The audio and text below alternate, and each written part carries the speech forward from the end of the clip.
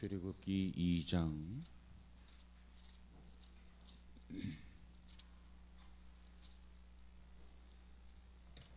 11절에서 25절까지 마지막 절까지 보도록 하겠습니다.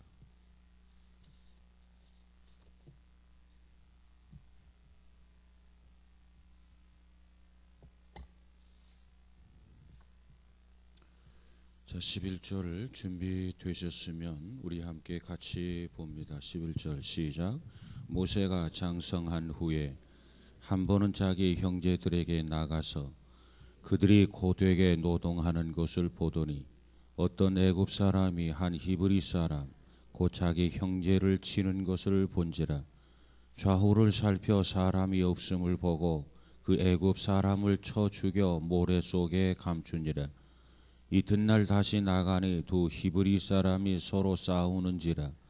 그 잘못한 사람에게 이르되 내가 어찌하여 동포를 치느냐 하매 그가 이르되 누가 너를 우리를 다스리는 자와 재판관으로 삼았느냐.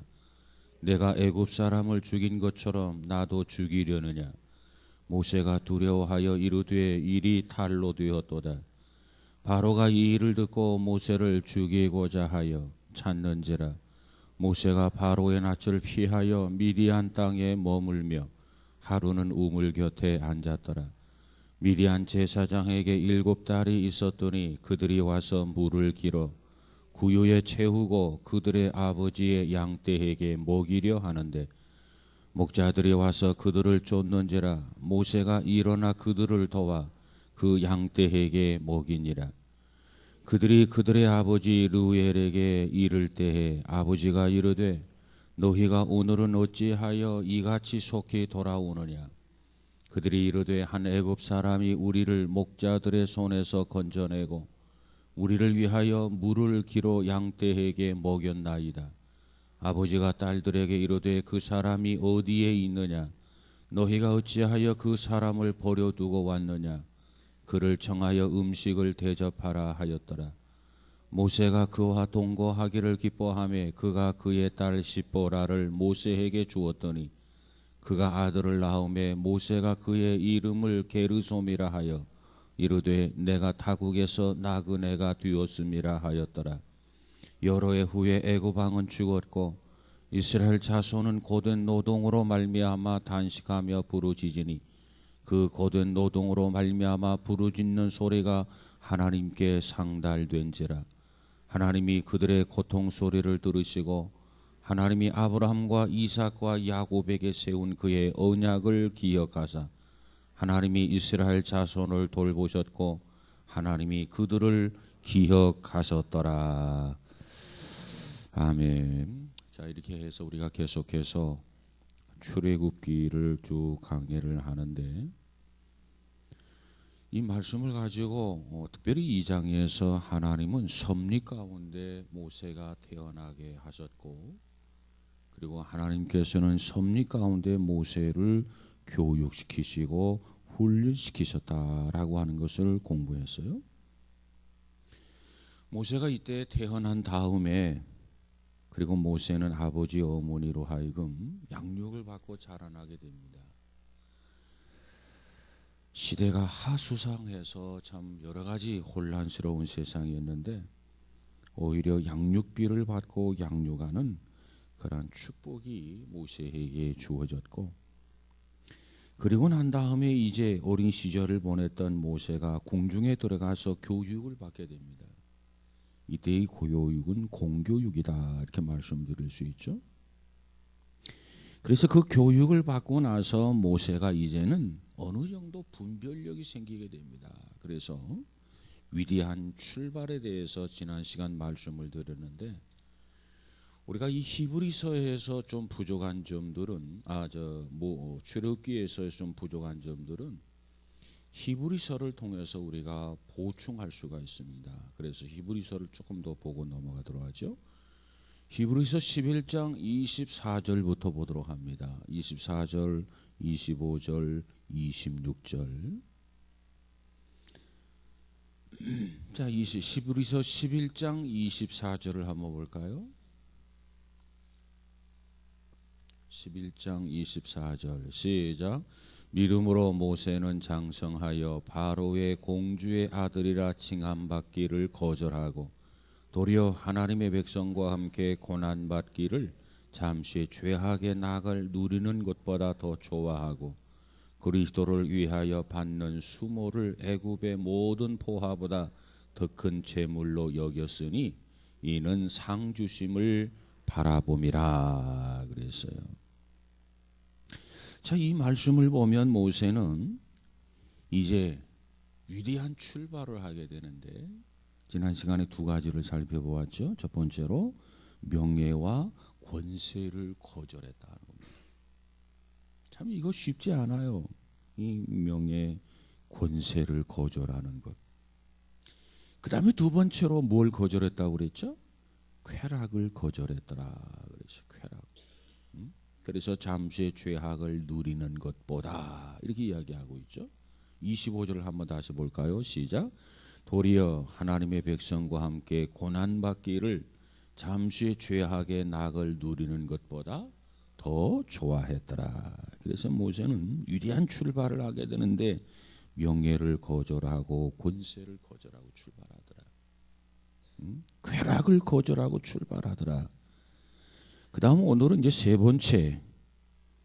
번째로는 애굽의 부요함을 거절하고 출발합니다. 부요함을 거절한다고 하는 것. 이거 쉬운 거 아니에요. 여러분 현대인도 마찬가지지만 돈 싫어하는 사람 있습니까? 부요한 거 싫어하는 사람 있습니까? 부요한 거 싫어하는 사람 없어요. 돈 싫어하는 사람 없다 그 말이에요. 근데 모세는 부요해 줄 수 있는 애굽의 모든 그 보화를 모세는 거절했더라. 그래서 가만히만 있으면 애굽의 모든 보화를 마치 떡을 주무르듯 마음껏 주무를 수 있는 그런 자리에 있었어요. 그저 입만 다물고 있었으면 보고도 보지 않는 것처럼 그렇게 조금만 참고 견디었더라고 한다면 어떤 면에서 이 모든 것들이 자동적으로 모세가 수고하지 않아도 모세가 노력하지 않아도 모세가 어떤 인위적인 방법을 동원하지 아니해도 그 모든 것들이 모세에게 주어지는 가능성 위에 모세가 있었다 그 말이에요. 그런데 중요한 것은 이 모세가 그것보다 모세는 무엇을 선택했는가 이게 중요해요. 애굽의 그 부요보다 뭘 선택했습니까? 애굽에 있어서 그 명예와 그 권세보다도 모세는 뭘 선택했습니까? 애굽에 있는 쾌락보다도 모세는 뭘 선택했습니까? 모세가 뭘 선택했다고 그랬어요? 26절을 보세요. 26절 시작. 그리스도를 위하여 받는 수모를 애굽의 모든 보화보다 더 큰 재물로 여겼으니 이는 뭐 하심이라? 상 주심을 바라봄이라. 상 주심을 바라봄이라. 그래서 여러분 이 26절을 읽으면서 좀 뭔가 이상하다. 이 말씀이 뭔가 기록이 잘못된 것 아닌가? 혹시 여러분 의구심을 갖는 부분 없습니까? 지금 모세를 말하는 거예요. 믿음으로 모세는 그리스도를 위하여 받는 수모를 애굽의 모든 보화보다 더 큰 재물로 여겼으니 이는 상 주심을 바라봄이라. 뭐가 좀 이상한 거 없어요? 이 모세는 애굽의 그 모든 보화보다도 참 소중한 거죠. 귀한 거죠. 이 보화 때문에 뭐 부모도 안 보이고 형제도 안 보이고 그러잖아요. 칼부림 나잖아요. 그런데 모세는 애굽에 있는 모든 보화보다도 그리스도를 위해서 능력받는 것을 더 기뻐했다는 거죠. 그리스도를 위해서 수모를 당하는 것을 더 기뻐했다는 거예요. 도대체 이게 무슨 소리냐? 모세 당시에 그리스도가 있었습니까? 모세 당시 예수님이 계셨습니까? 아니요.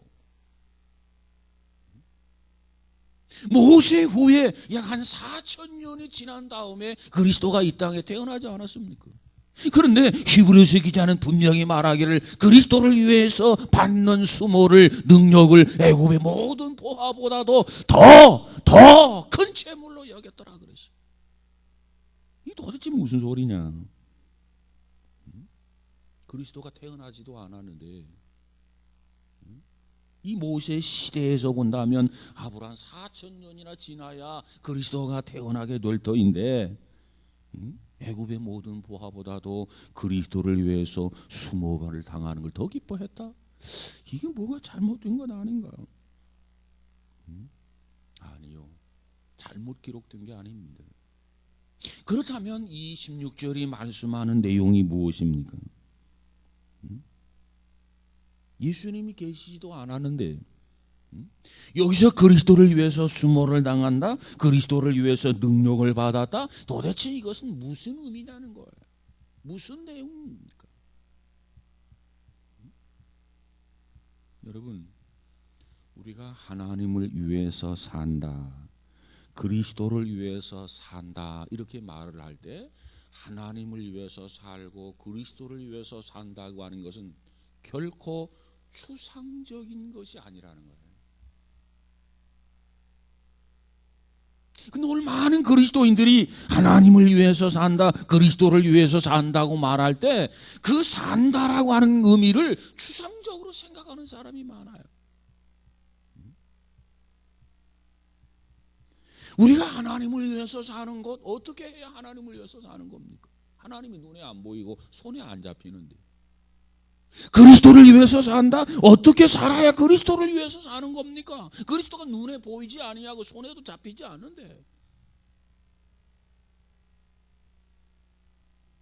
여러분, 여기서 하나님을 위해서 산다, 그리스도를 위해서 산다라고 하는 의미는 하나님의 백성들을 위해서 살 때 그것이 하나님을 위해서 사는 거예요. 그리스도가 사랑하는 사람들을 위해서 살 때 우리가 그리스도를 위해서 사는 겁니다. 여러분, 이 교회의 머리가 누구죠? 자신이 없어. 교회의 머리가 누구예요? 예수 그리스도, 예수님입니다. 교회의 머리가 그리스도인데 교회를 형성하는 사람은 누구예요?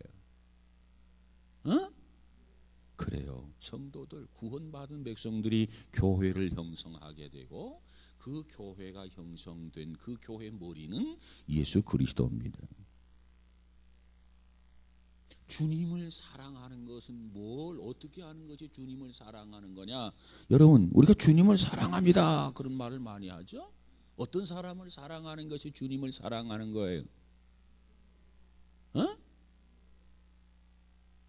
주님이 사랑하는 사람들을 사랑하는 것이 주님을 사랑하는 거예요. 다시 말씀드릴게요. 교회를 형성하는 것은 그리스도인들의 구원받은 백성들. 그 머리는 누구라고요? 그리스도란 말이에요. 주님을 사랑하는 것은 교회를 형성하고 있는 크리스찬들을 사랑하는 것이 주님을 사랑하는 거예요. 다시 말하면 머리가 있고 몸이 있는데 몸을 사랑하는 것이 머리를 사랑하는 거지. 머리는 그리스도는 안 보여. 몸은 보여. 몸. 교회를 형성하고 있는 성도들은 보인단 말이에요. 옆에 있단 말이에요. 만져볼 수도 있단 말이에요. 서로 눈을 마주칠 수도 있다 그 말이에요. 이런 속에서 하나님을 사랑하고 그리스도를 사랑한다고 하는 것은 뭘 의미하느냐? 주님이 사랑하는 사람들을 사랑하는 것이 주님을 사랑하는 거예요.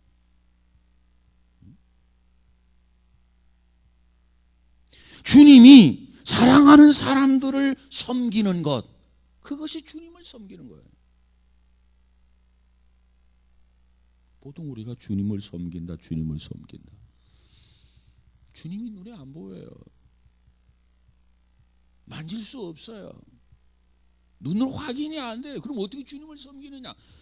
주님이 사랑하는 그 대상들, 주님이 관심을 갖는 그 대상들을 내가 관심을 가져주고 내가 그들을 섬기는 것이고, 누구를 섬기는 것이라고요?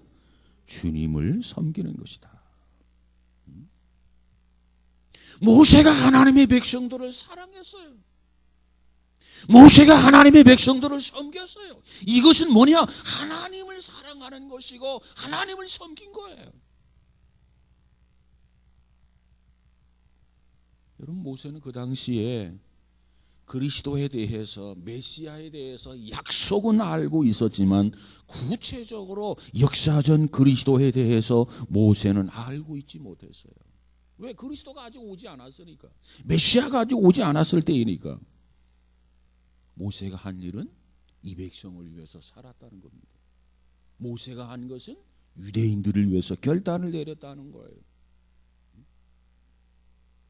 하나님이 사랑하는 유대인들, 하나님이 사랑하는 선민들, 그들을 위해서 모세가 살기로 결심을 했어요. 그들을 위한 어떤 고난, 그들을 위한 어떤 역경도 감수하기로 그는 결심을 했어요. 어떠한 수모가 와도, 어떠한 능력을 받아도 그는 능히 감당하겠다는 결단을 내렸다고 말이에요. 그러기에 히브리서 기자는 모세 생애를 이렇게 정리를 하면서, 그래서 26절 이렇게 정리한 거예요. 그리스도를 위하여 받는 수모, 전에 성경은 능욕이라고 그랬죠. 그리스도를 위하여 받는 능욕을, 수모를 애굽의 모든 보화보다 더 큰 재물로 여겼으니 이는 상주심을 바라봄이라. 모세가 이와 같이 위대한 믿음의 사람이라는 거예요. 히브리서 기자가 그렇게 정리해요.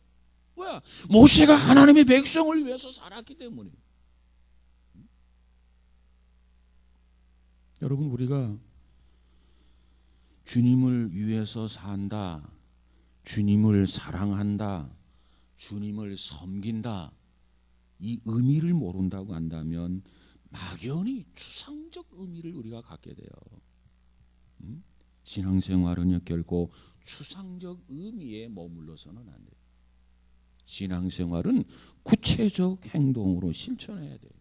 그래서 우리가 기도할 때 주님 사랑합니다, 또 찬양할 때 우리가 주님을 사랑합니다, 주님을 사랑하고, 또 기도할 때나 찬양할 때나 사랑합니다, 사랑합니다, 이렇게 말로 해서 사랑하는 게 아닙니다.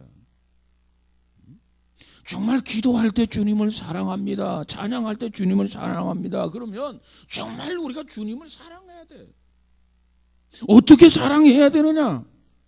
주님이 사랑하는 대상들, 주님이 사랑하는 사람들, 그 사람을 내가 사랑하면 누구를 사랑하는 거예요? 주님을 사랑하는 거예요. 주님이 사랑하는 사람들에게 내가 관심을 갖는 거예요. 주님이 사랑하는 사람들에게 우리는 가서 위로하는 거예요. 주님이 사랑하는 사람들을 우리는 다가가서 격려하는 거예요. 주님이 사랑하는 사람들을 우리는 돕는 거예요. 주님이 사랑하는 사람들을 우리는 세워주는 거예요. 그것이 주님을 위한 삶이라는 겁니다. 말로 주님 사랑합니다, 사랑합니다, 사랑합니다, 수십 번, 수백 번 입에 단내가 나도록 외치고 고백하고 반복해서 주장해도 실천이 없으면 안 돼요. 여러분, 이 모세는 하나님의 백성들을 위해서 사는 것, 하나님의 백성과 함께 고통을 받는 것, 하나님이 사랑하는 이 민족과 함께 고난을 당하는 것, 그것을 선택했다고 그랬어요. 그것이야 진정으로 내가 부유해지는 방법이다. 그것이야말로 진정으로 내가 행복해지는 방법이다. 그렇게 사는 것이 진정으로 하나님을 영화롭게 하는 것이다. 모세는 그와 같은 판단을 하게 된 것입니다. 인생에 있어서 진정한 부요함, 인생에 있어서 삶의 진정한 의미, 크리스찬의 진정한 삶의 보람은 우리가 세상에서 어떤 것을 소유하고 소유한 것을 누리는 데 있는 것이 아니라 하나님을 위해서, 하나님이 사랑하는 백성들을 대상으로 함께 나누고 함께 교제하며 함께 사는 것, 이것이 보다 더 소중한 것이다. 이걸 모세가 깨달은 거예요. 이것이야말로 천국의 가장 귀한 보화를 쌓는 것이다. 모세는 이런 판단하에서, 모세는 26절에서 그리스도를 위하여 받는 수모를 애굽의 모든 보화보다 더 큰 재물로 여겼으니, 수모당하는 것을 큰 재물로 여겼다는 거예요. 이는 상주심을 바라봄이라 그랬어요. 상주심을 바라본다. 당장에는 보상이 없어요. 당장에는 어떤 대가가 지불되지 않아요. 그렇지만 이 모세는 하나님의 백성을 사랑하고 그들을 위해서 자기가 희생하고 자기가 고통을 감수하게 될 때 반드시 하나님이 이걸 알아주실 것이다. 하나님께서 인정해 주실 것이다. 그리고 하나님께서 반드시 상을 주실 것이다. 보상해 주실 것이다. 이것이 모세가 가지고 있는 믿음이었다, 그 말이에요. 당장 눈앞에 뭐가 나타나는 건 없어. 유익이 없어. 어떤 보상이 없어. 그러나 당장은 없을는지 모르지만, 지금 당장에 나에게 어떤 유익은 없을는지 모르지만, 그러나 하나님께서 반드시 나의 삶을 기억하고 인정하고 반드시 보상해 주실 것이라고 하는 확신, 이 확신이 불분명했더라고 한다면 누가 고난을 자초하겠습니까? 가만히 있으면 애굽의 그 모든 것이 다 호박처럼 굴러 들어오는 판인데, 그렇지 않아요?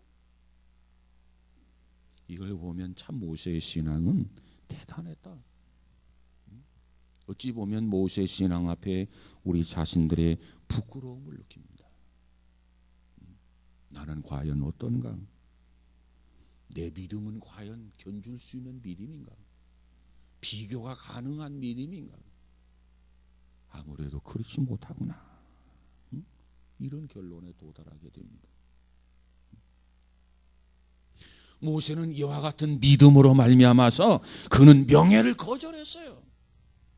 모세는 이와 같은 믿음으로 말미암아서 그는 권세를 거절했어요. 모세는 이와 같은 믿음으로 말미암아서 쾌락을 거절했어요. 모세는 이와 같은 믿음으로 말미암아 애굽의 모든 부요를 거절했어요. 그리고 하나님의 백성들과 함께 같이 고난받고 같이 고통을 감수하리라고 하는 이런 결단을 하게 되었더라. 그것이 모세의 믿음의 결과였던 겁니다. 상 주시는 하나님이시다. 반드시 하나님이 갚아주실 것이다. 더 좋은 곳으로 하나님이 나에게 허락해 주실 것이라고 하는 이러한 믿음, 이런 확신이 있었기 때문에 모세는 이와 같은 결단이 가능했던 거예요. 여러분, 우리에게도 이와 같은 믿음이 있어서 믿음을 바탕으로 여러분 결단이 있어지기를 주의 이름으로 축복합니다. 히브리서 11장 1절에 보면 믿음은 바라는 것들이 실상이요 보지 못하는 것들의 증거다, 이렇게 말씀하고 있지 않습니까?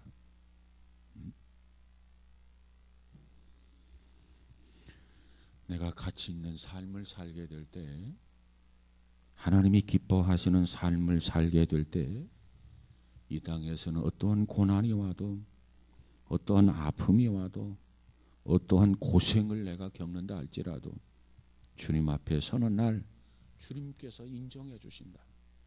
주님께서 격려해 주신다.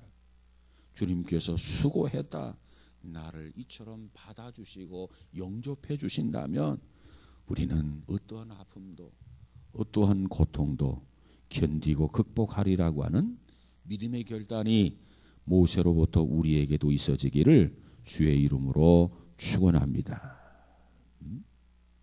모세는 믿음이 있었기 때문에 이런 결단이 있었던 거예요. 믿음이 없었으면 어찌 결단할 수 있겠습니까? 명예 하나 거절하는 거 이거 쉽지 않아요. 권세 거절하는 거 이거 쉽지 않아요. 이 쾌락 거절하는 거 이거 쉽지 않아요. 부요함 거절하는 거 쉽지 않아요. 모두 다 소중한 것들 아닙니까? 그런데 이걸 거절해서. 왜? 믿음으로. 이게 믿음의 힘이에요. 이것이 믿음의 역사예요. 그래서 모세는 위대한 출발을 했더라. 그래서 제목을 위대한 출발이라고 붙이게 된 겁니다. 그다음에 두 번째로 이제 여기까지는 참 위대한 출발이었고 참 모세를 칭찬해 줘야 할 그런 내용들이에요. 그런데 여기까지는 위대한 출발이었는데 그 다음은 위대한 실패를 하게 됩니다. 이 위대한 출발 다음에 모세를 기다리고 있는 한 사건이 있었어요. 그 사건이 뭐냐? 우리는 그와 같은 사건을 통해서 모세의 위대한 실패다. 아니, 실패했으면 실패지 왜 위대한 실패라고 말할 수 있겠나? 어떤 의미에서 위대한 실패인가? 그것은 여러분이 잠시 공부하면서 한번 분별해 보시길 바랍니다.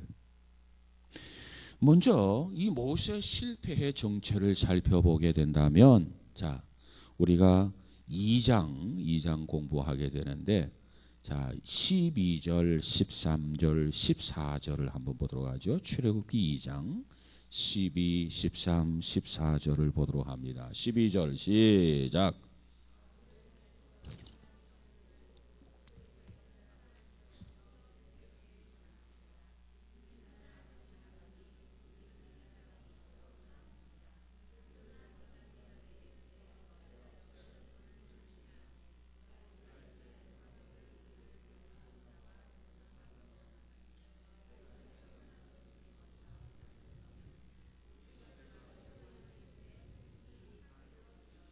자, 모세가 성공했습니까? 실패했습니까?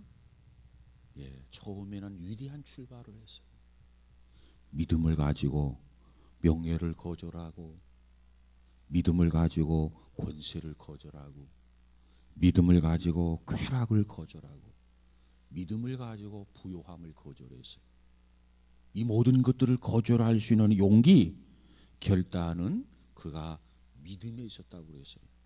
여러분, 우리도 마찬가지라 믿음이 없으면 누가 봉사하겠습니까? 봉사 받아야죠. 믿음이 없으면 누가 섬깁니까? 섬김을 받아야죠. 그렇지 않아요. 그런데 우리는 신앙적으로는 섬겨야 한다고 하면서, 신앙적으로는 이렇게 봉사해야 한다고 하면서 실제적으로는 봉사 받으려고 그래. 섬김을 받으려고 해. 이게 참 문제라.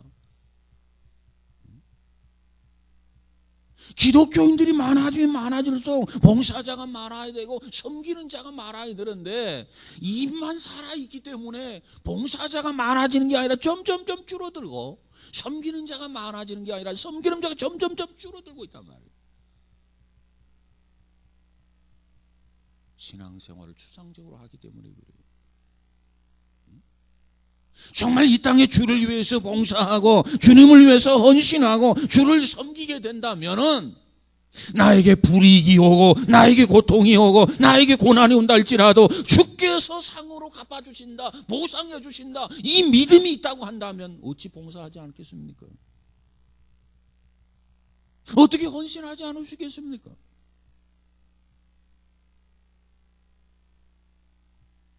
근데 모세가 가졌던 그 믿음이 우리에게는 없는 것 같아요. 상 주심을 바라봅니다. 보상을 기대하면서 모세는 이 모든 것을 다 거절했는데, 우리는 나중 때는 가봐야 알지 보상이 있는지 없는지 하면서 계산이 밝아요. 그때 가서 보상 안 해주면 어떻게 하지? 내가 손해잖아. 에이, 보상 안 받고 말지. 봉사할 게 뭐야? 헌신할 게 뭐야? 내가 왜 섬겨? 자존심 상하게 섬김을 받아야지.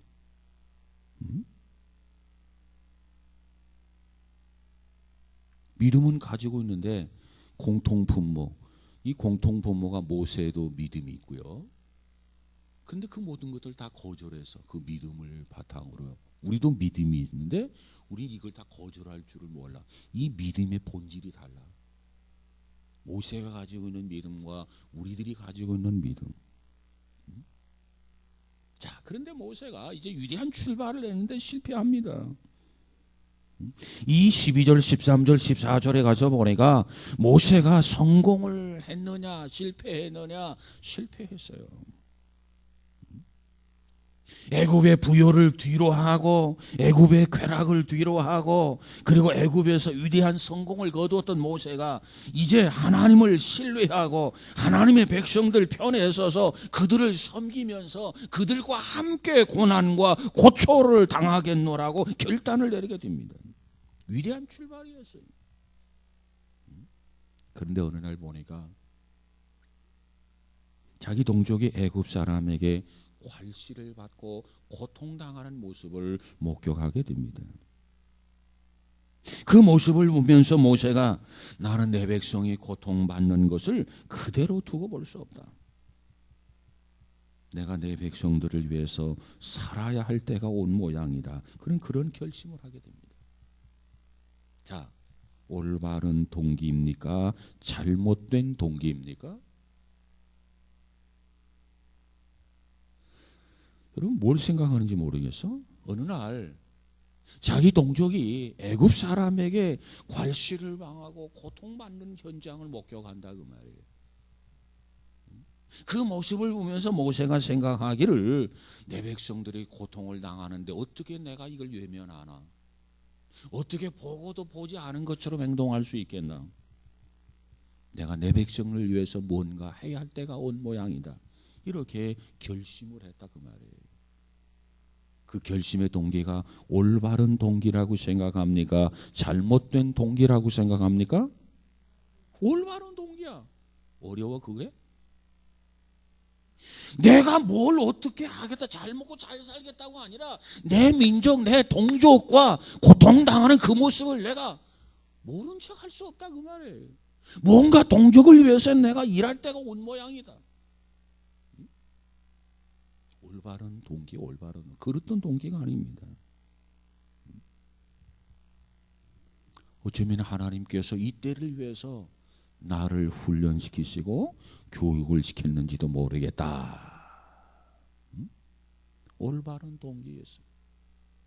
그러면 이제 내 민족을 위해서, 내가 내 백성을 위해서 뭔가 내 인생을 희생하면서 헌신하면서 불이익을 감수하면서라도 내 백성을 위해서 좀 더 섬기리라, 선한 일을 하리라, 이런 결심을 하게 된단 말이에요. 이것은 올바른 동기였습니다. 그리고 이것은 위대한 목표였습니다. 자, 위대한 목표를 가지고 있어요. 올바른 동기와 위대한 목표를 가지고 그 다음 모세가 한 일이 뭡니까? 자기 형제를 치는 자 애굽 사람을 쳐 죽였어요. 올바른 동기와 위대한 목표 하에서 자기 동족을 괴롭히는, 자기 종족을 치고 있는, 매를 때리고 있는, 학대하고 있는, 고통을 부여하고 있는 애굽 사람을 쳐 죽여버렸단 말이에요. 올바른 일입니까? 잘못된 일입니까? 잘 모르겠어? 뭘 생각하는 거야? 올바른 동기와 위대한 목표를 가지고 있었는데 자기 동족이 고통당한다 그 말이에요. 애굽 사람에게 매를 맞고 있다 그 말이에요. 억울한 일을 당하고 있다 그 말이에요. 그래서 모세가 그걸 못 본 척 할 수도 있었는데 올바른 동기와 위대한 목표 아래서 애굽 사람을 쳐 죽였다 그 말이에요. 이건 올바른 일입니까? 잘못된 일입니까?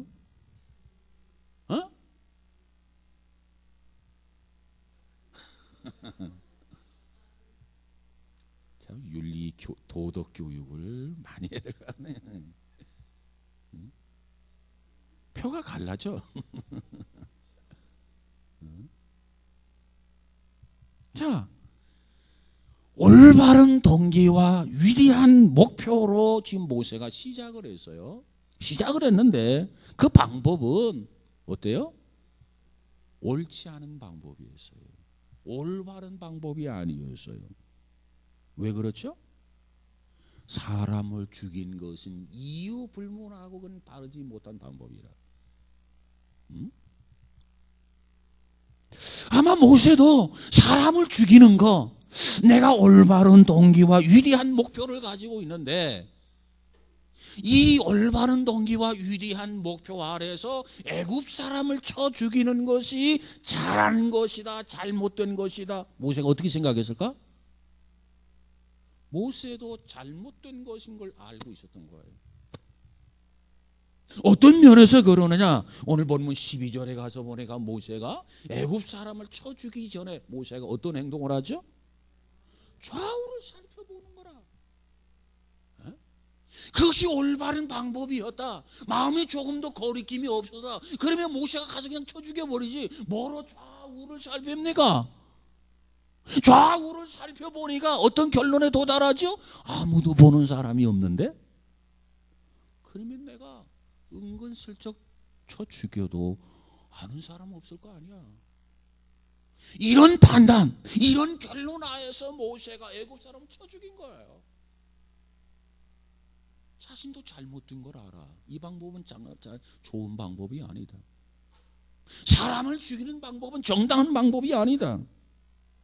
누가 가르쳐서 교육을 받아서 한 것이 아니라 스스로 그걸 분별하고 스스로 모세가 그걸 알고 있었어요. 왜? 떳떳했으면 좌우로 살펴볼 이유가 없었다 그 말이에요.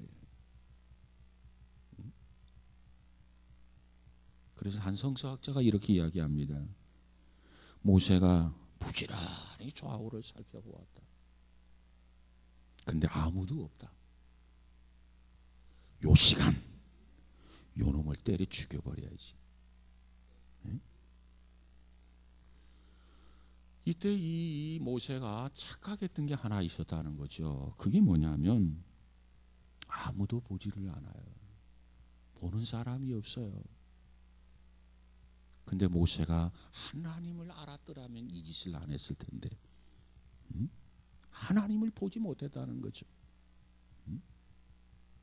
하나님께서 내가 행하는 이 행동, 이 방법을 하나님이 어떻게 생각하실까? 그거 조금만 생각했더라면 야, 하나님은 이 방법 원치 않아. 이건 하나님의 방법이 아니야. 그러면 자제하고 절제했을 터인데 하나님은 생각하지 아니하고 하나님은 어떻게 생각하실까? 하나님은 이거 좋아하실까? 이것이 하나님의 방법일까? 이거 한 번만 더 생각했으면 됐을 텐데 모세는 하나님은 생각하지 아니하고 그저 앞뒤만 생각하면서 야, 보는 사람 없지? 그래서 감초까지 때려 죽이고 모래 속에 감춰버렸단 말이에요. 그리고 모세는 안심해요. 시치미를 뚝 떼고 있어요. 왜? 아무도 본 사람이 없으니까. 하늘은 볼 줄을 모르고 아무도 목격한 사람이 없어. 아무에게도 들키질 않았어. 어쩌면 완전 범죄와도 같았습니다. 자, 그런데 문제는 13절을 가서 볼까요? 13절, 2장 13절 봅시다. 시작. 이튿날 다시 나가니 두 사람 10사람이 서로 싸우는지라 그 잘못한 사람에게 이르되 내가 어찌하여 동포를 치느냐 하매 그가 이르되 누가 너를 우리를 다스리는 자와 재판관으로 삼았느냐 내가 애굽 사람을 죽인 것처럼 나도 죽이려느냐 모세가 두려워하여 이르되 일이 탈로 되었도다. 모세가 깜짝 놀랐어요. 그 이튿날. 왜? 아니 내가 분명히 좌우를 살펴보았는데 정말 이 일을 보는 사람이 없었는데 현장 목격자가 아무도 없었는데 그런데 감쪽같이 애굽 사람을 처치하고 모래 속에 감춰 놓았는데 이 사실을 알고 있는 사람이 있었다는 얘기예요. 그렇습니다. 죄라고 하는 것은 결코 숨길 수가 없습니다. 그때 모세가 뭘 생각합니까? 야, 이제는 바로 왕도 알겠다. 그래서 바로 왕을 두려워한 나머지 14절 한번 가서 볼까요? 시작. 그가 이르되 누가 너를 우리를 다스리는 자와 재판관으로 삼았느냐? 내가 애굽 사람을 죽인 것처럼 나도 죽이려느냐? 모세가 두려워하여 이르되 일이 달로 되었도다. 그래서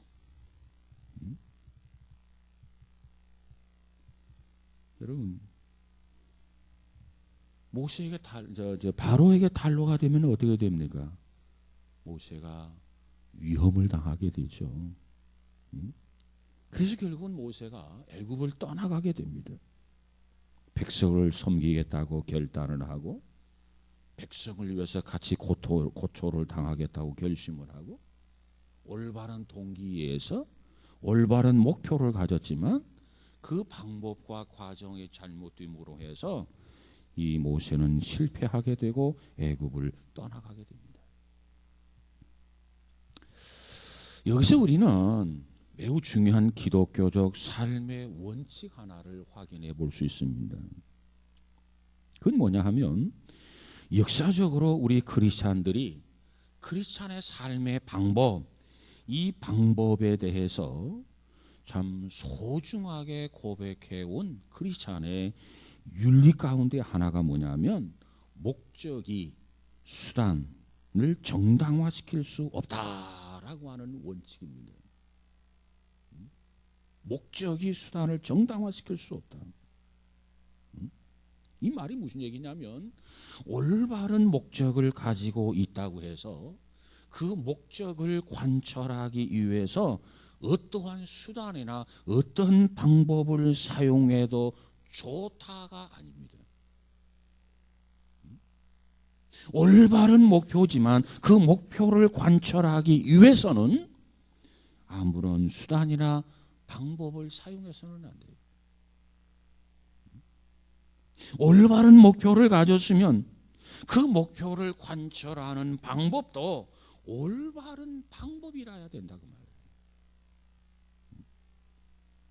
잘못된 방법을 사용하게 되면 올바른 결과를 기대할 수 없어요.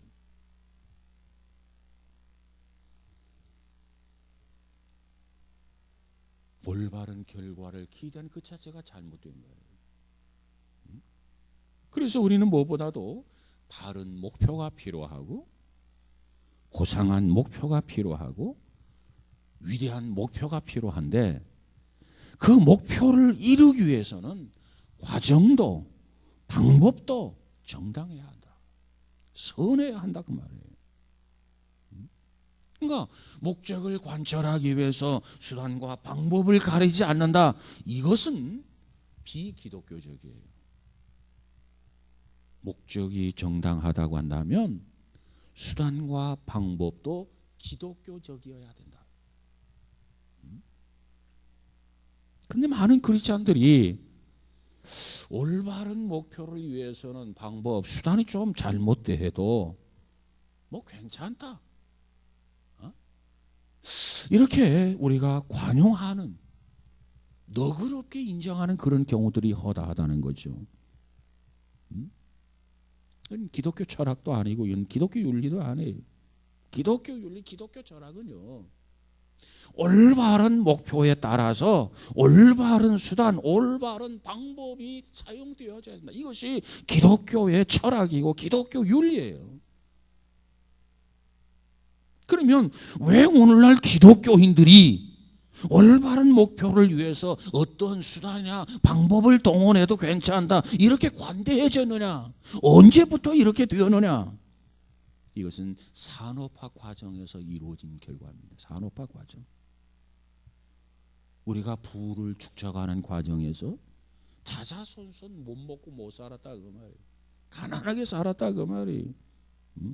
그런 과정 속에서 정말 부를 축적을 해야 되겠는데 아무렇게나 벌어서 돈만 벌면 된다. 아무렇게나 벌어서 수단과 방법을 가리지 아니하고 돈을 벌어서 그럼 잘만 쓰면 되지 뭐. 선하게 쓰면 되지 뭐. 이런 사상이 우리들에게 잠재의식으로 지금 남아있어요. 언제부터? 산업화 과정에서부터 이런 현상이 벌어지다. 이것이 저 불신자들은 뭐 더 말할 것도 없고 오늘 우리 신앙인들 가운데서도 이런 사고 매여 있는 사람이 있어. 수단과 방법을 가리지 않고 돈을 벌어서 잘만 쓰면 되지 뭐. 잘만 쓰면 된다는 거라. 여러분 어떻게 쓰는 것이 잘 쓰는 겁니까? 잘 쓰는 것은요 처음부터 잘 벌어야 돼. 정당한 노동의 대가를 지불하고 벌어야 그 돈을 잘 버는 거야. 그리고 그 돈을 가지고 잘 써야 잘 벌어서 잘 쓰는 거지. 짐승처럼 돈을 벌어가지고 잘 쓰면 된다? 온갖 수단과 방법을 가리지 아니하고 돈을 벌어서 잘 쓰면 된다? 이건 기독교 윤리, 기독교 철학 아니에요. 이건 잘못된 거라. 우리가 잘 쓰는 거 중요해요. 물질을 소중하게 가꾸면서 이 물질을 정당하게 쓰는 거 참 중요해요. 그러나 그 쓰는 것 못지않게 버는 과정도 중요하다는 겁니다. 바른 방법으로 벌고 바른 방법으로 물질을 써야 돼요. 이것이 중요한 거예요. 이것이 하나님이 기대하는 바예요. 자, 모세가 올바른 동기에서 위대한 목표를 가지고 일을 시작을 해서 근데 그 과정 방법이 잘못되었어. 그게 잘 될 리가 없죠. 그래서 그것이 탄로가 났어. 그래서 모세는 위대한 실패를 했다라고 하는 겁니다. 그러면 왜 모세가 위대한 실패를 했겠나? 그 요인을 두 가지 정도로 정리해 볼 수 있다고 생각합니다. 첫째로는 아직 때가 아닌데 모세가 나서지 않았나? 내가 이 백성들을 해방시켜야지. 내가 이 백성들을 출애굽시켜야지. 아직 때가 다 이르지 않았는데 때가 무르익어야 되는데 때가 무르익지 않았단 말이에요. 그런데 모세가 지나치게 때를 기다리지 못하고 서둘러서 행동한 그러한 요인이 있지 않겠나 이렇게 또 생각해 볼 수 있고요. 그 다음 또 하나는 하나님이 기뻐하지 않는 방법으로 하나님의 뜻을 이루고자 했다라고 하는 것입니다. 아마도 모세가 이런 생각을 하지 않았겠나 이렇게 추측을 해보는데 내가 애굽 사람을 쳐 죽이자. 좌우를 살펴보니까 아무도 안 보여. 그리고 모래 속에다가 시신을 숨겼어요. 설령 이것이 탄로가 난다. 그러면 최악의 경우 노예 생활하고 있는 저들 내 백성, 내 민족이 나에게 동조하게 될 것이다. 그러면 내가 단호하게 강력한 군대를 만들어 가지고 독립군을 만들어 가지고 바로 왕과 대결을 해서 내가 민족을 구원해야지. 아마 이런 생각을 가졌을지 모르겠어요. 그러나 그 모든 것은 하나님이 기뻐하지 않는 방법이었다. 그래서 하나님이 기뻐하지 않는 방법으로 하나님의 일을 수행하고자 했던 그것이 모세가 실패하는 원인이 되었더라. 이렇게 정리해 볼 수 있습니다. 근데 문제는요. 자, 모세가 실패하게 되는데 그 실패가 의미 없는 실패는 아니었다는 거예요. 그게 도대체 무슨 소리냐? 모세는 이 실패를 통해서 아주 값진 교훈을 배우게 됩니다. 여러분 우리 신앙인들은요 실패할 수 있죠. 신앙인들도 신앙인들은요 가다가 넘어질 수도 있죠. 그러나 그 실패를 통해서 뭔가 교훈을 받아야 돼. 넘어져도 넘어지면서 뭔가 하나님의 뜻을 깨달아야 돼. 그렇기 때문에 성경은 말하기를 하나님을 사랑하는 자 곧 그 뜻대로 부르심을 입은 자들에게는 모든 것 네가 성공했어도 네가 실패했어도 네가 넘어졌어도 다리가 부러졌어도 고개 깨어졌어도 합력하여 선을 이루느니라 그랬어요. 우리가 그 답을 알기 때문에 넘어져도 하나님 앞에 감사하고, 그 답을 알기 때문에 쓰러져도 감사하고, 막대한 피해를 입었어도 감사하고. 왜? 답을 알고 있기 때문이에요. 여러분, 우리 모두가 그와 같은 믿음으로 살 수 있기를 주의 이름으로 축원합니다. 그래서 모세가 실패했어요. 위대한 출발을 했는데 모세가 위대한 실패를 하게 됩니다.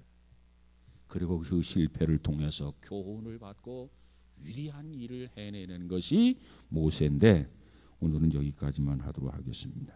그래서 다음 시간에는 모세가 이 실패를 통해서 어떤 교훈을 얻게 되나, 어떻게 해서 하나님께서 원하시는 선을 이루게 되는지 그 부분을 나눠보도록 하겠습니다. 기도하겠습니다. 거룩하신 하나님, 감사합니다. 모세 생애를 통해서 우리가 정말 겸손해야 할 것을 깨우쳐 주시고, 기도 앞서기보다는 기도를 앞세울 수 있는 우리 모두가 되어지게 하옵소서.